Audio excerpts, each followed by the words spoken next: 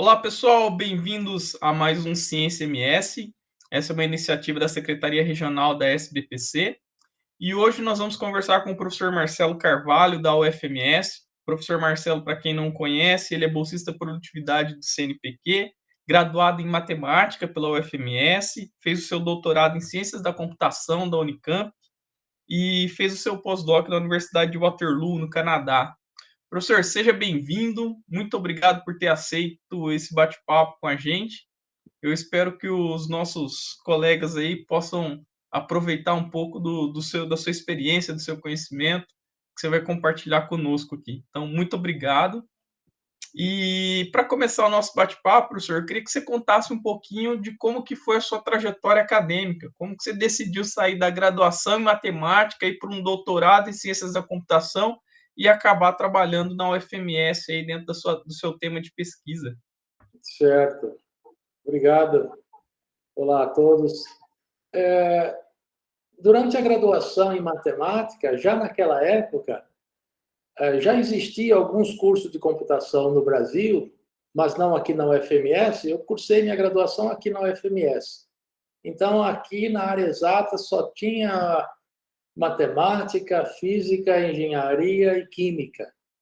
Então, mas existia computação em outros lugares do Brasil. Então, já havia alguns professores que estavam já explorando essa parte, né?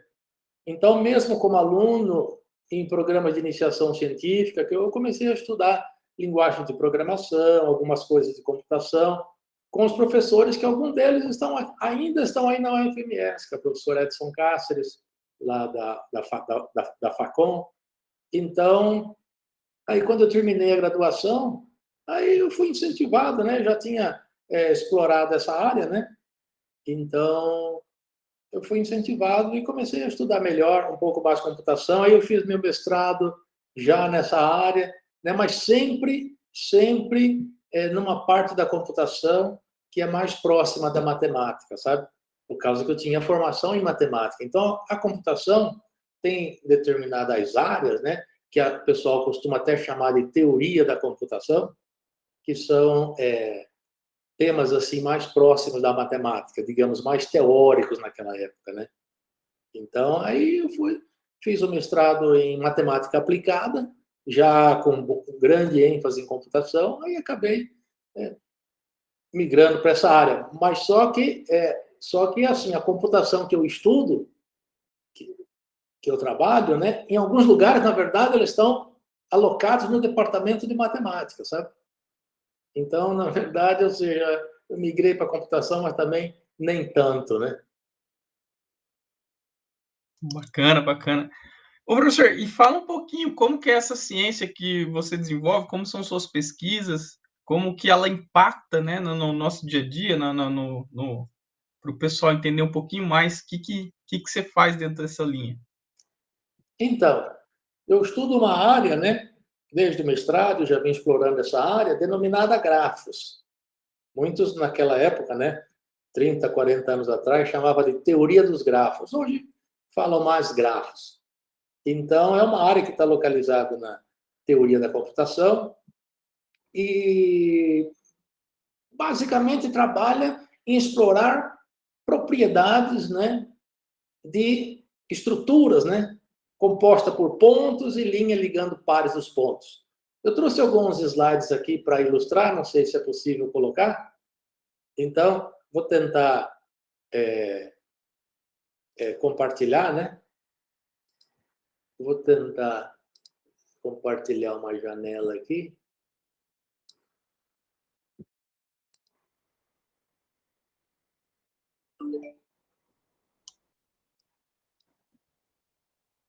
Então, eu trouxe esses slides aqui, né, para tentar ilustrar. Então, tem essa questão aí, né, geral, né? Por que grafos? Então, rapidamente, né, uma resposta é porque muitas situações do mundo real podem ser convenientemente descritas através de um diagrama contendo pontos e linhas ligando alguns pares desses pontos. Então, muitos problemas do mundo real você consegue descrever dessa forma, como a gente vai ver, né? E estudando propriedades dessas estruturas, a gente consegue resolver problemas interessantes.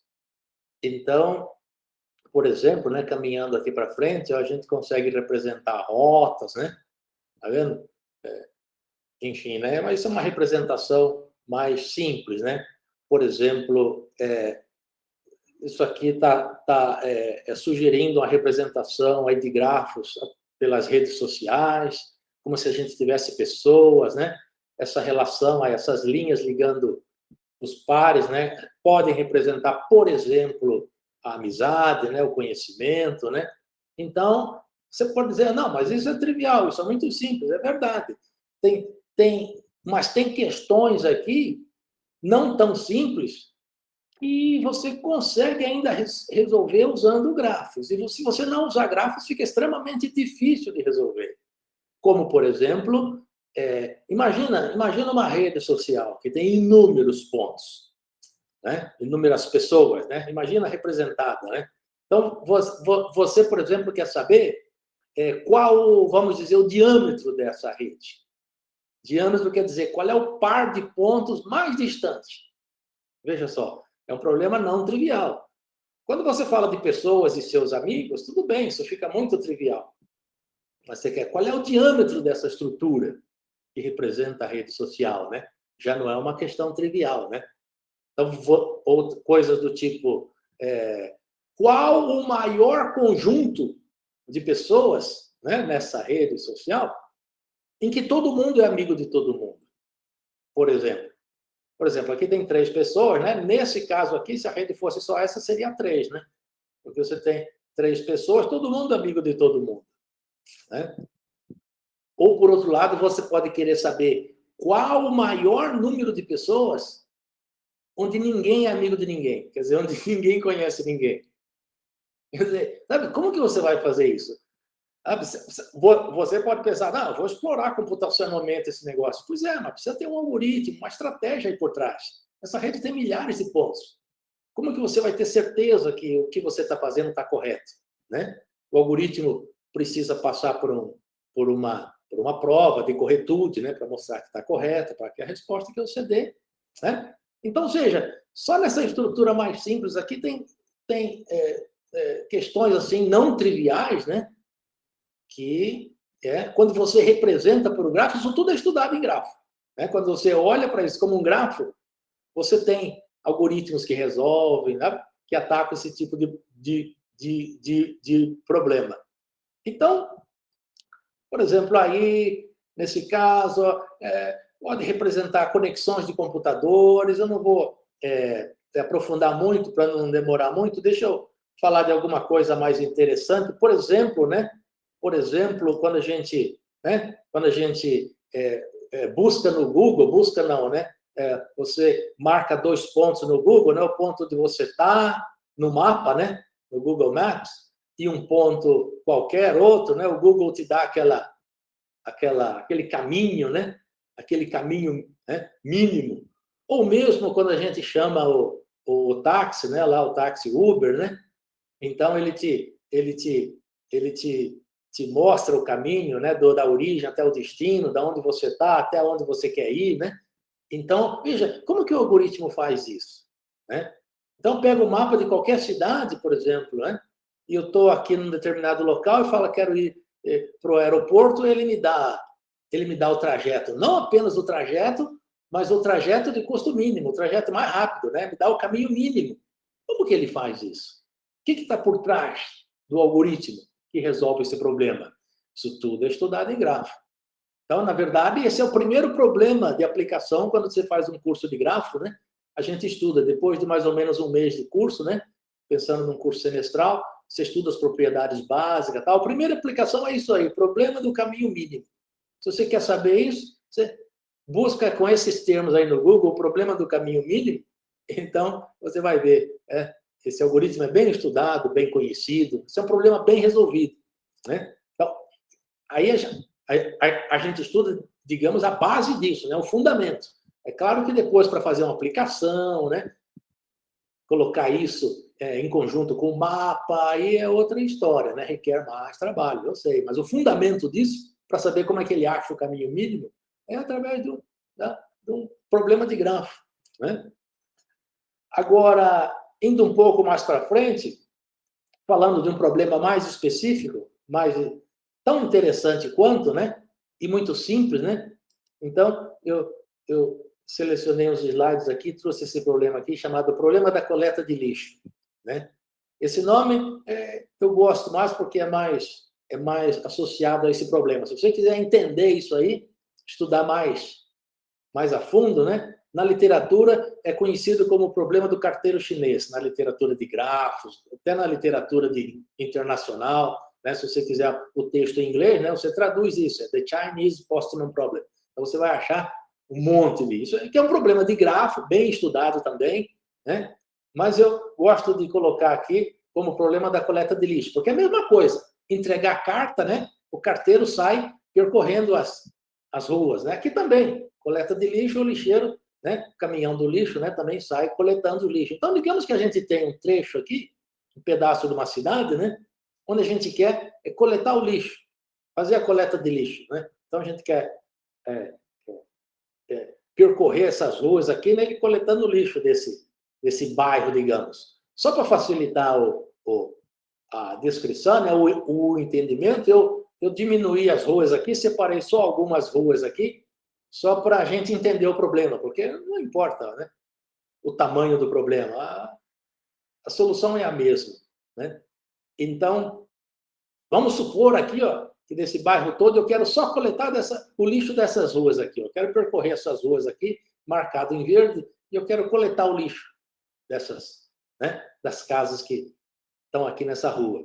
E para facilitar a descrição, né, vamos supor que eu tenho um ponto aqui qualquer onde o caminhão chega, né, de lixo. Então ele tem que coletar todos os lixos dessas ruas aqui e voltar no mesmo lugar, só para facilitar a descrição. Esse ponto pode ser qualquer, eu coloquei ele aqui, mas pode ser qualquer, onde quer que o caminhão chegue, né, ele inicia a coleta de lixo. Então, só para entender o problema, né? Então, eu vou destacar aqui os pontos, vou destacar os pontos do cruzamento, porque aqui é a tomada de decisão, né? Quando a gente chega no cruzamento, eu vou reto ou eu viro, né? Então, qual que é o problema aqui, só para a gente entender? Veja, eu enumerei aqui um trajeto, né? Enumerei aqui um trajeto com números, só para a gente entender o percurso, né? Só que é um possível trajeto, né? Você pode enumerar qual você quiser. Então, é como se o caminhão fosse na ordem aqui dos números, né? Então, ele saísse daqui, desse ponto, pegasse vamos chamar essa trajeto 1 aqui, depois esse 2, depois esse 3, depois o 4, depois o 5, né? O 5 representa tudo isso aqui. 5, 6, 7. Como ele tem que voltar para o mesmo lugar, né? Ele já faz um trajeto, né, que já termina onde ele começou e pronto. É isso que a gente quer, sabe? Então essa questão, olha, isso é bom, esse trajeto é bom, é mais que bom, é ótimo. É isso que a gente quer, né? Não ficar, digamos, repetindo rua, sabe? Essa que é a história. Essa que é o cerne do problema. Então, isso é só para a gente entender o que nós queremos. Agora, vamos aumentar um pouquinho mais só esse diagrama, né? Vamos introduzir mais ruas, só um pouquinho mais. Sabe? Aí, eu só introduzindo mais essa aqui e mais essa. Vamos introduzir mais essa rua aqui e vamos de novo fazer a coleta nesse trajeto aí. Então, está aqui os pontos de intersecção, isso é só para ilustrar, né? Ali é o ponto inicial, né? E vamos fazer um percurso. Você pode fazer o percurso do jeito que você quiser. Aqui tá um possível. Então veja, só para a gente entender aqui, ó, entro pelo 1, depois 2, depois 3, aí vem aqui 4, depois 5, depois 6, 7, 8, 9, 10, 11, 12. Mas como tem que voltar para o ponto inicial, né? O caminhão tem que fazer 13 e 14. Ele tem que voltar. Então, esse foi um trajeto que ele fez. Mas tá vendo como ele repetiu rua? Repetiu a 12, a 5, né? Então, quando ele faz essa repetição, então ele vê lá 1, 2, 3, 4, 5, 6, 7. Quando ele faz a 8, veja, ele passa aqui de novo sem coletar, porque ele já coletou, né? Ele já coletou, então ele está gastando combustível aqui, sabe? Ele está desperdiçando esse trajeto aqui. E o mesmo ocorre com o 13 e o 14. Entende? Então, Então, esse tipo de coisa a gente não gostaria de ter, sabe? O caminhão ficar girando, né? Sem coletar e gastando, né? Então, imagina se o caminhão faz isso todo dia, né? Todo dia. Então, só esse trajeto que ele repete aqui, se você computar o tanto de tempo e combustível, né? Isso representa dinheiro. Você imaginar um pouquinho, né? Mas todo dia, isso representa um gasto enorme no fim do ano. Que seja 2, 3 vezes por semana. Então, a questão é, neste caso aqui, né? Como que a gente faz essa? Qual seria o percurso, né? Será que não tem um percurso melhor que esse?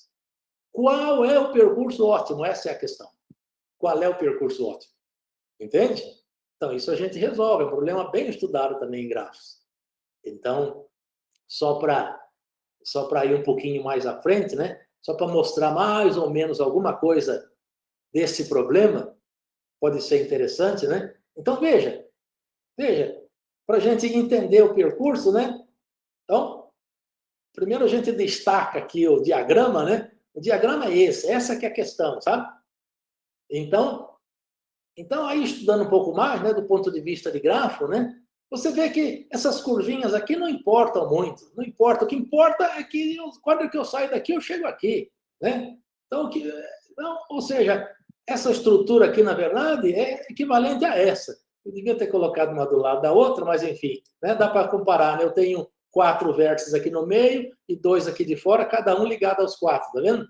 Essas curvinhas aqui não significam nada em termos do percurso, do problema, né?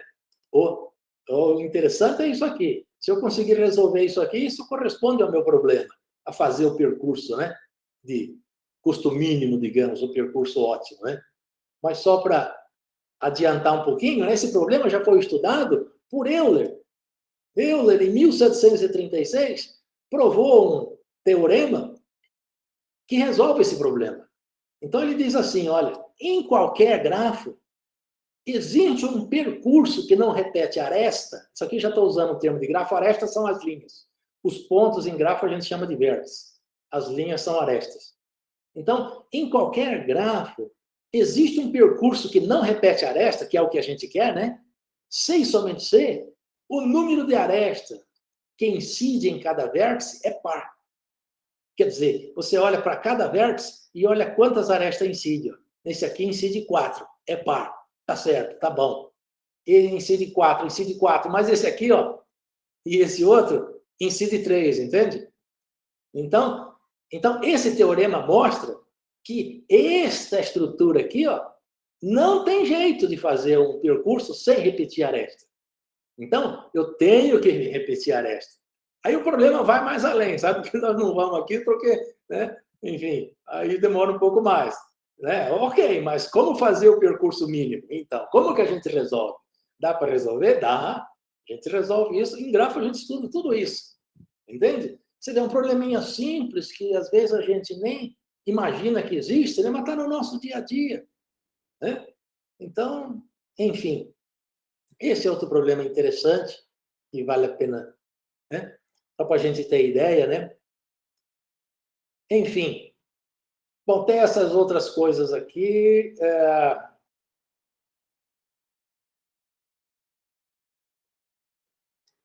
Eu gostaria de falar de outros, mas, bom, enfim, outros mais interessantes, mas eu não tenho aqui.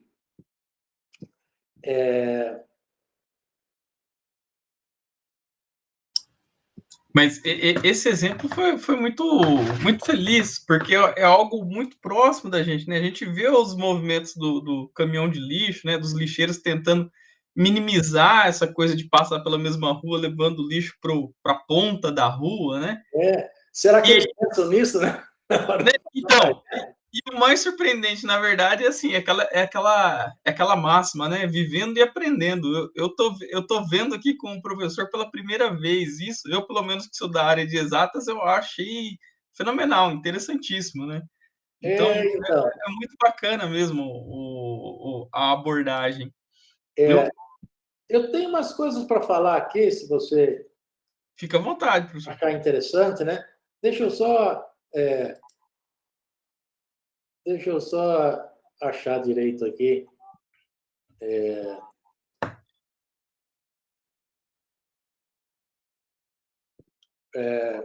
Vou falar.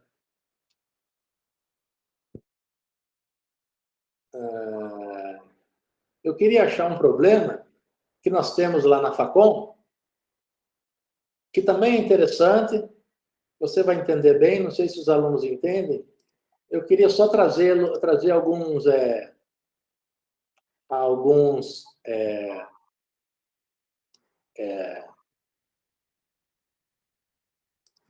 slides aqui para ilustrar, sabe? Sim. Uhum. Quero só ver se eu acho uns slides aqui, só para ilustrar melhor esse negócio. Por exemplo,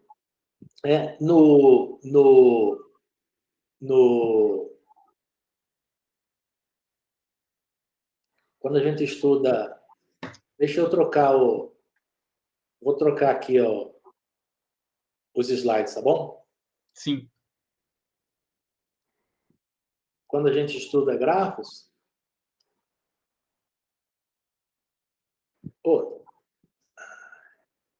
Professor, agora curiosidade. Esse estudo de grafos, o pessoal já vê na graduação? O professor viu na graduação ou foi na pós? Na graduação. Isso aí, na verdade, isso aqui é um curso que em muitos lugares se aprende no curso de matemática na graduação, sabe? Uhum. Mas aqui a gente estuda na computação. Na computação, porque tem muitas aplicações, né, na computação. Então, grafo, assim, serve de suporte a outras áreas, sabe? É isso que estava no outro slide lá, que eu vou falar depois. Eu queria só não quebrar essa história de apresentar os problemas, né? Então, a gente estuda, quando estuda grafo, tem um outro tópico chamado emparelhamento em grafos. Emparelhar é ligar aos pares, né? Você pode pegar um grafo qualquer, como este aqui, e vai emparelhando um com o outro, vai casando, como se fosse casando, sabe? Então, essa história de casamento tem muitas aplicações interessantes também. Tem uma aplicação chamada o problema da distribuição de pessoal. Então, de um lado, a gente tem, digamos, pessoas, né? Pode ser trabalhadores, né? Funcionário de uma empresa. De outro lado, tarefas para ser realizado, né? Cada pessoa, né? Cada funcionário, às vezes está habilitado, né? Ou quer ou prefere realizar algumas tarefas. Então, esse aqui prefere realizar 2 tarefas. Esse cara pode realizar 4, né? Enfim, né? O objetivo no final é distribuir as pessoas para as tarefas, né? Como se fosse o tal do emparelhamento, né? Então, essa pessoa vai fazer essa tarefa, esse outro vai fazer essa tarefa. E assim por diante, né? Isso aqui é essa, isso aqui é essa, né? Um exemplo bem próximo disso aqui, no nosso caso, né, na universidade, é a distribuição de professores pelas disciplinas, ou distribuir disciplina para os professores, né? Então, na Facol, a gente não tem, ninguém é dono de nenhuma disciplina, né? Os professores relatam, né, as disciplinas que eles querem ministrar, né? Então, os coordenadores listam as disciplinas inicialmente, né? E os professores escolhem as disciplinas que eles gostariam de ministrar. Isso aqui, quando nós tínhamos, eu lembro, em 20 anos atrás, quando nós tínhamos 14 professores, isso já tinha que montar uma comissão, sabe? Já era um pequeno problema, porque tinha que distribuir, era semestral, sabe? Uhum. O sistema era semestral, como hoje, né? Então, e veja, hoje a Facom tem mais de 50 professores, acredito que a física também tem um monte, os departamentos são grandes, né? Os departamentos são grandes. E aí, como fazer essa distribuição? Aí veja, isso tudo é um problema estudado em grafo. Vou só ilustrar o problema, né? E depois não vou mostrar a solução porque não é trivial, mas também não é nada, né? Só requer tempo, né? Não dá tempo aqui. Uma coisa que você pode, né, incrementar para o problema representar melhor a realidade é essa chamada problema da distribuição ótima. Ótima quer dizer você introduz peso nessas escolhas. Então, esse primeiro professor aqui escolhe essas duas, por exemplo, né? Ele fala que ele pode realizar uma dessas 2 tarefas, mas essa aqui ele gosta mais, então ele dá um peso 10. O peso seria um número inteiro, de 0 a 10, representando a satisfação que o professor tem, né, de realizar essa tarefa. Então, essa aqui ele pode realizar, ele gostaria de realizar essa. Esse outro, tudo bem, mas com um pouco menos satisfação, né? Esse segundo aqui é peso 7 para essa, peso 10, aqui não tem, peso 6. Então, o peso 10, né? Considerando que os pesos vão de 0 a 10, então é o que ele mais gostaria, né?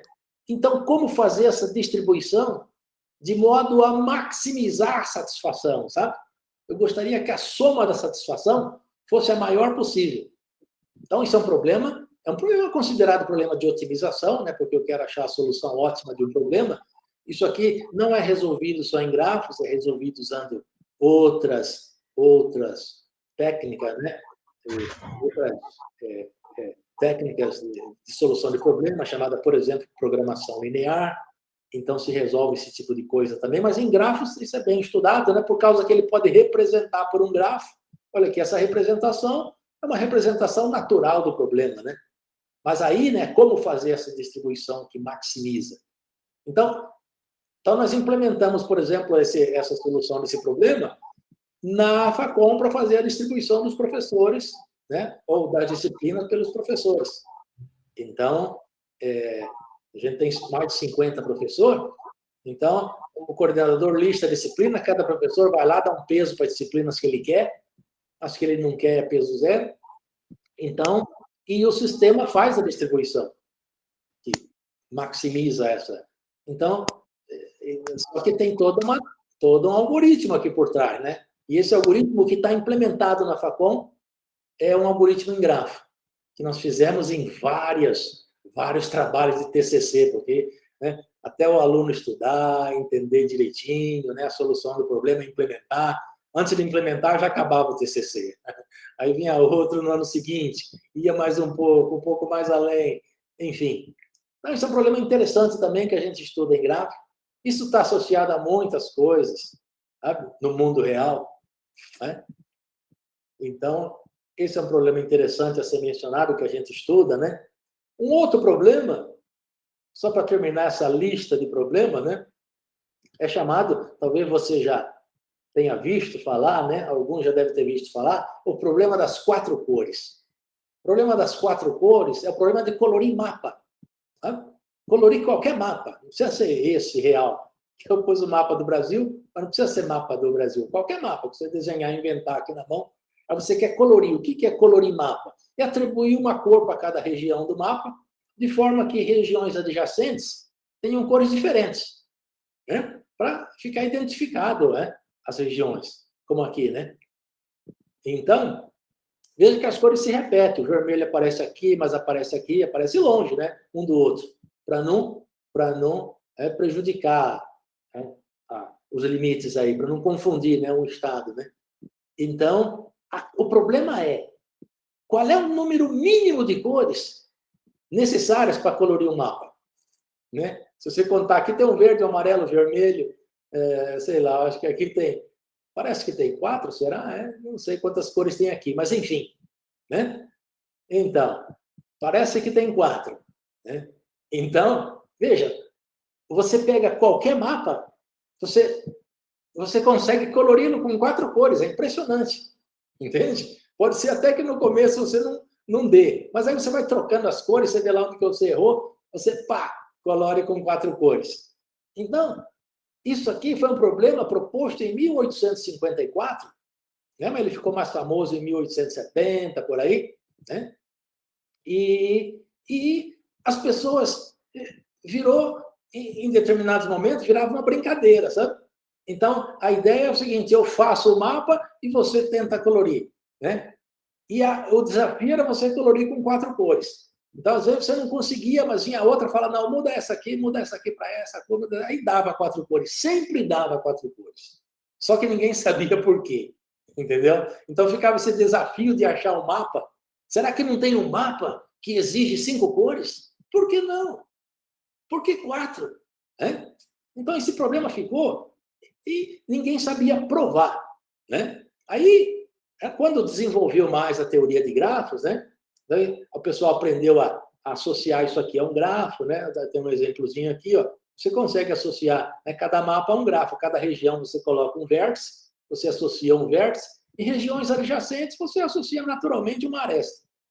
Então você tem um grafo, né, associado a esse mapa.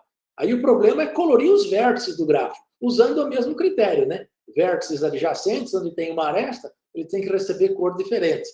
Só que quando você olha para isso como um grafo, aí você traz toda aquela ferramenta que você conhece de teoria de grafos, né?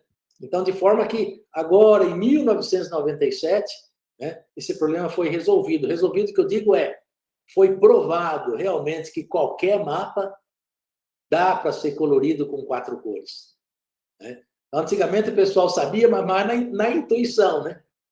Então, ainda faltava uma prova. Esse foi um problema responsável pelo desenvolvimento da teoria dos grafos. Porque durante todo esse tempo, né, mais de 100 anos, todo mundo tentava resolver, muita gente tentava resolver e não conseguia. Só que esse fracasso na obtenção da prova dava origem a outros conhecimentos, a conhecimento de outras propriedades. Isso desenvolveu muito. Isso aqui foi o problema responsável pelo maior crescimento na teoria dos grafos. Então, esse problema é interessante, ele tem esse valor histórico por causa disso. Então, queria falar nele aqui porque é interessante também. Muito bacana mesmo. Professor, e deixa eu te fazer uma pergunta. Como você disse, isso tem muito a ver com problemas reais, né? Com coisas nossas do dia a dia.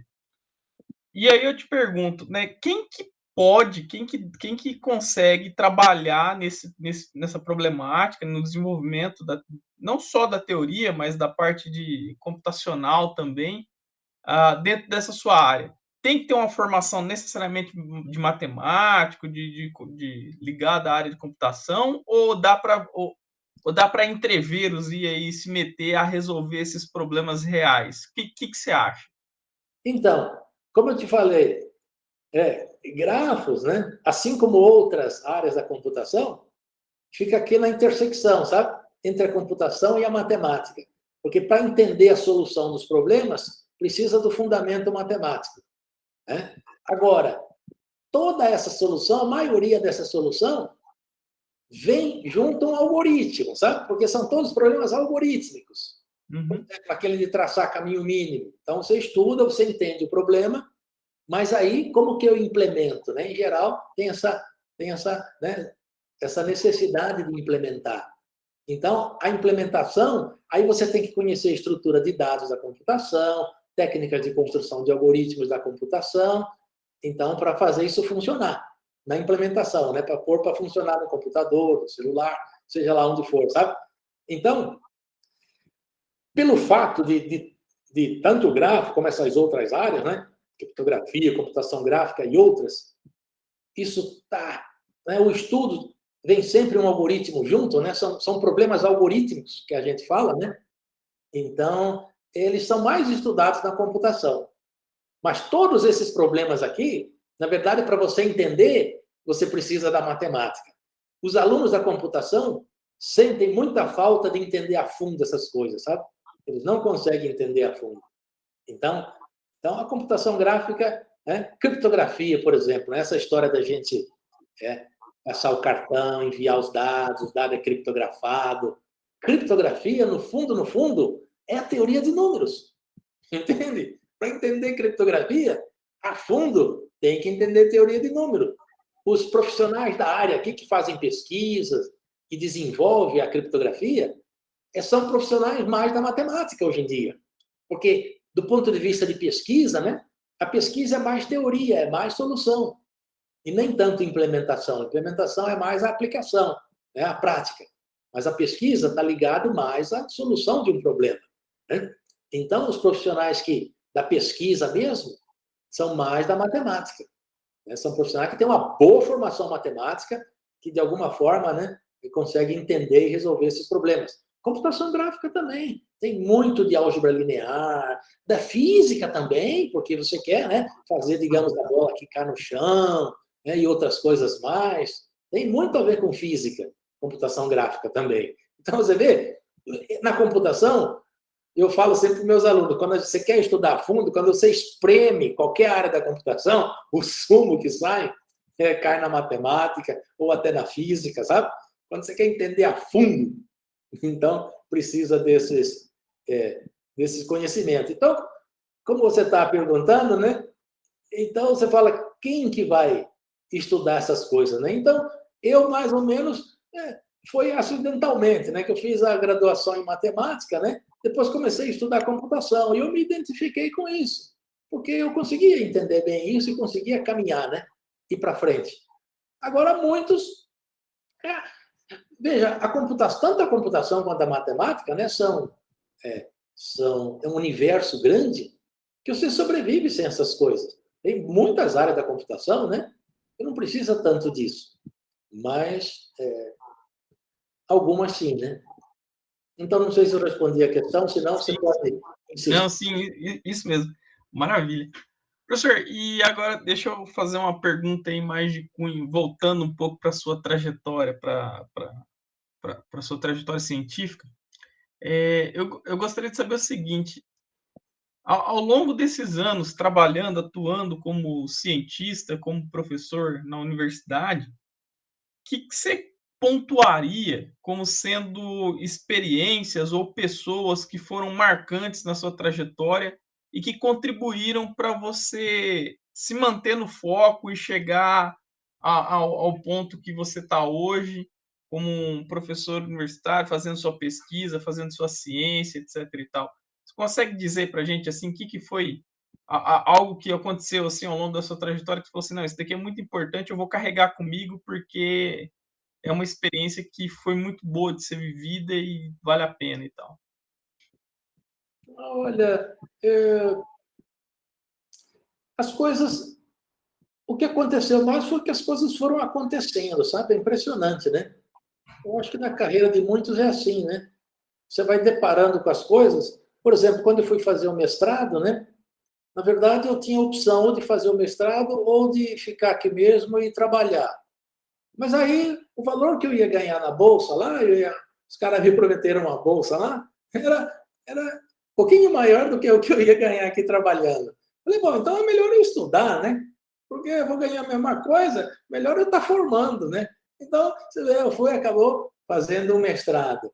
Aí para o doutorado, na verdade, tinha poucos orientadores no Brasil, sabe? Nessa área mais teórica. Tinha professor lá na Unicamp, outro lá na UFRJ, tinha outros em São Paulo também, né? Onde eu fiz o mestrado, lá na USP em São Paulo, mas eu não queria muito isso, eu me identifiquei um pouco mais com grafos. Aí eu achei um professor lá na Unicamp que era um pesquisador nessa área, né? Então, eu acabei indo para lá também, conversei com o cara, né? Então, esse meu orientador de doutorado foi uma pessoa, né, que realmente, né, vamos dizer, que me fez crescer, né, como pesquisador, porque estudando com ele, né, o ritmo de trabalho dele era reunião semanal, então eu acompanhava o raciocínio dele. Então, isso foi uma sequência assim, de uns 3 anos, né, a gente estudando junto, porque escolhemos um tópico lá para estudar, onde ele também não sabia direito, então ele também estava curioso em aprender, né? Então nós fomos mais ou menos estudando junto. Então eu acompanhava o raciocínio dele, né? Estudando os teoremas, né? As coisas, fazendo os exercícios, e aquilo lá foi muito importante para mim. Ele chama o professor Lucchesi, professor da Unicamp, aposentado, né? Mas foi uma pessoa que marcou muito, né? Aí, depois que eu terminei o doutorado, aí um professor de fora, lá da Universidade de Waterloo, essa foi a causa, né, que eu fui para lá, né, chamado professor Murti, autor de livros também, um cara famoso na área de grafos, todo mundo conhece ele. Então, ele interessou pelo nosso trabalho e veio aqui no Brasil, inclusive, fez parte da minha banca, né, de doutorado, né, conheceu o trabalho que nós fizemos, e imediatamente, né, me convidou para ir para lá, para estudar mais, para aprender mais, né? Então, essas duas pessoas marcaram muito, o professor Lucchesi, da Unicamp, e o professor Murti, da Universidade de Waterloo, no Canadá. Uma pessoa também super experiente, duas pessoas mais velhas que eu, sabe, mais experiente em pesquisa, né? além de conhecer o assunto, né? Então, eu acompanhava com ele o desenrolar, né, da solução de um problema. Então, isso me fez crescer bastante. Isso me marcou muito, sabe? Então, foi o que me sustentou, digamos, né, até hoje fazendo pesquisa nessa área. Então, espero Maravilha. que... Bacana, professor. Muito, muito bom, muito, muito legal. Professor, e agora eu vou retomar um exercício aqui que eu sempre faço com o pessoal que vem conversar com a gente. Você comentou aí que na época, quando você foi para pós-graduação, o salário seu e a bolsa tava pau a pau ali, então vamos estudar que vale a pena. É, Mas hoje o cenário ele mudou bastante, né? Eu não sei como que está na sua linha de pesquisa, se está tendo muita demanda de aluno, né? Se está tendo muita atração de aluno. Eu imagino também que a infraestrutura que você necessita para a pesquisa também é uma infraestrutura computacional que tem que ter uma manutenção, tem que ter uma reposição, né? Sempre está incrementando, né? E aí eu faço a seguinte provocação, o seguinte exercício, né? Olhando para frente, né? Olhando para o futuro, né? Que você imagina como sendo um cenário atrativo, um cenário ideal para se fazer pesquisa no país? Ou tá bom do jeito que tá? Como que você avalia isso? olha, é difícil, viu? Bom não tá, né? Porque a gente está tendo, digamos, uma desvalorização dessa atividade, né? Desvalorização da pesquisa. Então, a gente vê notícia de muitos pesquisadores até migrando para outros países, né? Porque a gente não sente muito apoio, né, por parte dos nossos órgãos governamentais. Mas o que acontece também, né, pelo menos até agora, né, se você se você realmente é produtivo, né, você tem produz alguma coisa de qualidade, ainda tem um apoio, sabe? Ainda tem apoio dos nossos órgãos nacionais, como o CNPq, CAPES, Fundect também aqui no estado. Então, uma coisa que acontece muito assim é o professor querer o apoio primeiro, sabe? Para produzir depois. Então ele fala assim: eu não tenho computador, eu preciso de um computador, eu preciso disso, né? Então, claro que eu não vou responder para ninguém para não criar casa, né? Mas eu fico sempre pensando, cara, você tem que apresentar alguma coisa. Apresenta alguma coisa, né? Escreve um projeto, ou então, né? Começa a produzir, que aí você vai ter a contrapartida, porque alguém tem que dar o primeiro passo, né? E não vai ser, né? Se a pessoa não te conhece, os órgãos governamentais, como que ele vai acreditar em você?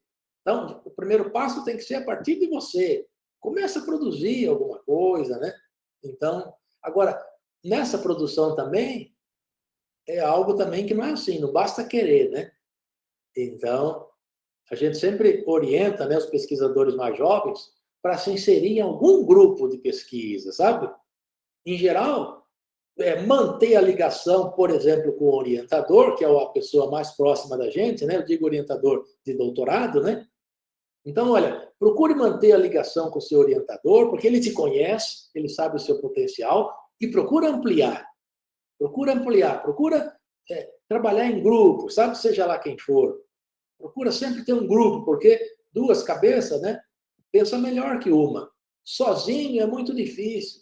É difícil você resolver um problema de pesquisa. Mas quando você está em dois, em três, em um grupo, principalmente se for cada um de um lugar, que tem formação diferente, isso ajuda muito. Então, a gente sempre resume assim, né? Quando o pesquisador reclama alguma coisa ou exige alguma coisa, eu digo para ele, qual é o seu grupo? Se o seu grupo for só você, toma cuidado, né? Toma cuidado, porque isso não está certo. Porque todo mundo tem um grupo, e forte. Se você não tiver o seu, dificilmente você sozinho vai vencer, né? Então, Exato. é uma reflexão. E faz muito sentido, né? Porque, na verdade, eu acho que a gente está vivendo também uma época, né, professor? E isso acaba afetando todo mundo, inclusive nós, né, os pesquisadores, né? pessoal que está tentando desenvolver a ciência, que gera aquela ansiedade, né? As pessoas elas querem as coisas com uma certa celeridade que o sistema não consegue acompanhar, né? Não É, dá conta, né? E é, aí, às vezes, vem umas soluções que não são muito sadias, né? A gente ouve-se de tudo, né, dentro da academia, né?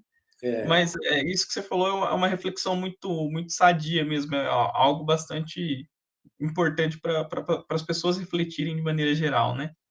é isso aí. Professor, nós estamos caminhando para o finalzinho da nossa conversa, e aí eu gostaria de saber o seguinte, eu posso disponibilizar o seu e-mail aqui para algum aluno, algum pesquisador que queira entrar em contato, e aí encontrar o professor aí na UFMS, trocar uma ideia sobre grafos ou qualquer outra parceria de pesquisa, conhecer o laboratório, esse tipo de coisa. Eu coloco aqui no rodapé do vídeo, o professor autoriza? Tudo bem, pode ser. Maravilha, Tá bom, maravilha. não tem problema. Professor, e para finalizar, eu gostaria que você deixasse um recado aí, né? Você fizesse suas considerações finais e deixasse um recado para a molecada, para o pessoal que está querendo se inserir dentro da academia, continuar fazendo ciência, fazendo pesquisa. Qual que é a dica aí? Qual que é o recado que o professor deixa para a gente? Bom, eu sempre falo para os meus alunos assim, olha, aproveita para estudar, cara. Aproveita, agora é a hora do investimento. O ideal, o ideal é estudar, é já ter começado lá no ensino médio. Mas tudo bem, se ainda não começou, nunca é tarde, mas estuda o máximo que você pode, porque agora é a hora do investimento. Enquanto você é solteiro, não tem tantos compromissos, tem o tempo todo para se dedicar. Então agora é a hora de estudar, porque é muito comum lá na frente, no fim da graduação, no terceiro ano, né, pensando já na universidade, né, você se identificar com alguma coisa, com alguma área, né, do curso que você está fazendo. Isso vale para alunos de qualquer curso, né, não só da computação, física, matemática, todo mundo, né? Chega em algum momento, você, por exemplo, engaja num projeto com o professor, né? Você, professor, gosta do seu desempenho lá na sala, fala, você não quer trabalhar aqui no meu laboratório, não quer, sabe? Então você se identifica com alguma coisa, mas aí pode acontecer de faltar a formação, sabe? Ou seja, lá nos primeiros anos, às vezes você não levou a coisa tão a sério, né? Fica naquela história, né, de passar, achando que só passar basta. Eu digo para ele, não é só passar basta. Aproveita, principalmente universidade pública, né? Que você não tem um custo. Então, aproveita esse momento, porque isso aí, olha, a hora que isso passar, a hora que você terminar seu curso de graduação, aí, né, aí você vai ter que seguir sozinho, muitas vezes. Então, você tem que ter uma formação razoável, né, para você conseguir caminhar com as próprias pernas. Então, o recado é esse, olha, aproveita para estudar. Estuda, aprenda o máximo que você puder. É isso. Maravilha. E realmente, professor, mais uma reflexão muito boa. A universidade ela é muito mais do que um conjunto de disciplinas, né? A vivência que ela oferece para os alunos é algo fantástico, tem que aproveitar, tem que saber aproveitar, né? Não dá para passar despercebido. Então, é uma reflexão muito boa mesmo. Professor, eu agradeço novamente a sua disponibilidade de tempo para falar com a gente. Foi um prazer. Foi uma conversa muito gostosa. Eu, pelo menos, eu adorei. Eu não conhecia essa teoria de grafos, então eu espero que o pessoal curta aí. Eu espero que o pessoal dê o feedback, compartilhe essa conversa nossa. Meus parabéns aí pelo trabalho e eu espero que a gente cruze o caminho aí na UFMS tomar um café a qualquer hora. Tá bom. Muito obrigado, Obrigado professor. a você pelo convite. Tudo de bom aí. Maravilha. Pessoal, é isso.